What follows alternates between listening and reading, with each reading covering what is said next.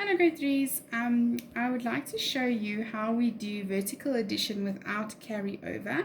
This is a new way of doing our sums, so there is a PowerPoint that you will be sent that explains to you how to do it with examples, and there's also a YouTube video to watch, but I thought it would be important for us to show you how we would have shown you how to do these sums in the classroom so that you have a good example to work from when you need to do the sums, and then you will be able to watch this video over and over again just to help you until you completely understand.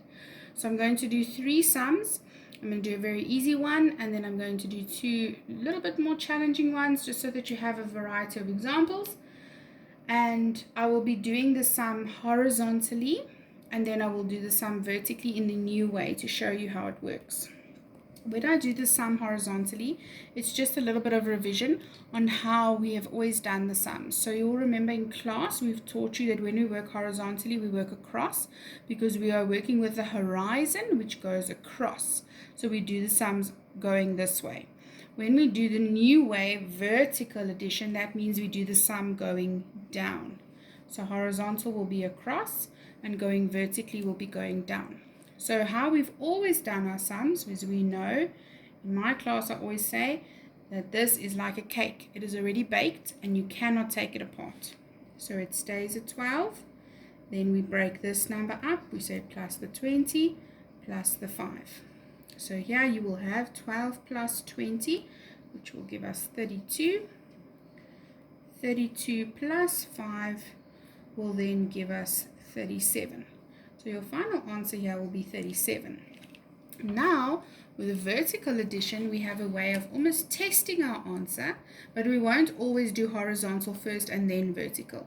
We will move over to doing only vertical addition and occasionally revert back to horizontal. So when we're doing it vertically, it's very, very important to remember that we have to remember our hundreds, tens, units. Sometimes thousands will come in, but these are the 3 most important.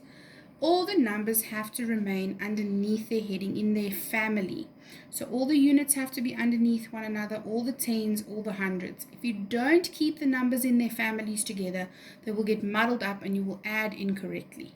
So what I mean by this is if we take this sum, this original sum, and we change it into a vertical sum, we will write the 12 first because that's the number they gave us. We'll put our plus on the side because we are working down. And we'll put the next number so that it falls underneath its correct family.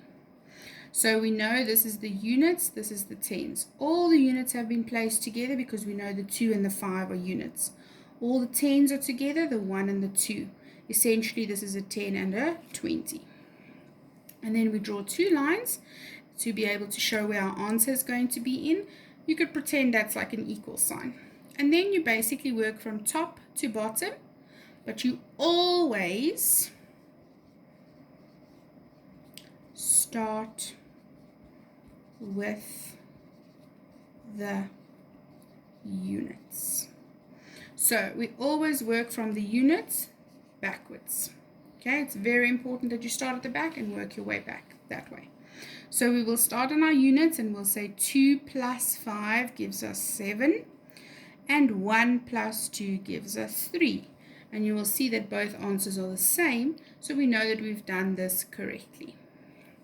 I'm going to do 2 more examples to show you how we would do these only vertically because we all know how to do horizontal sums, and there is an example to go back to.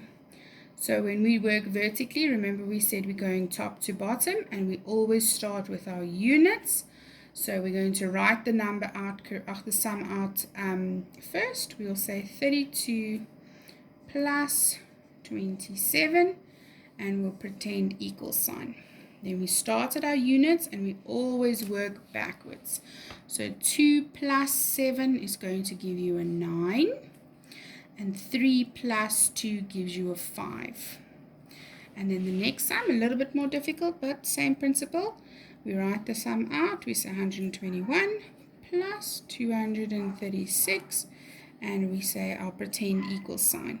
We know we are working down and we always start with our units. So we go to our units and we say 1 plus 6 gives us 7, 2 plus 3 gives me 5. 1 plus 2 gives me 3. And that is my final answer.